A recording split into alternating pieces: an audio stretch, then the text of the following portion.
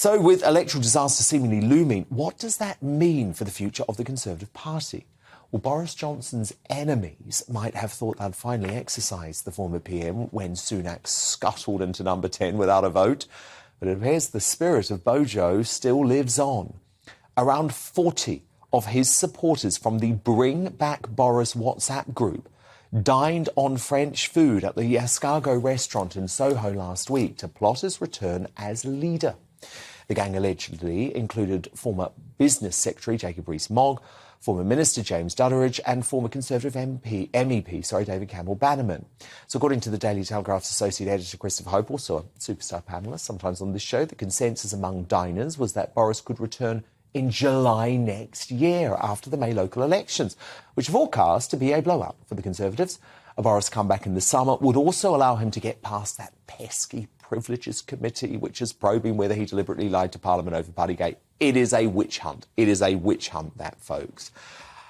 Belinda Lucy, look, I know people say this is absolute madness, but look at those Sunak poll numbers.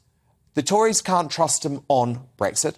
They can't trust him to lower taxes. They can't trust him to lower the levels of immigration. I mean, I actually think it could be fertile ground for Boris come next July.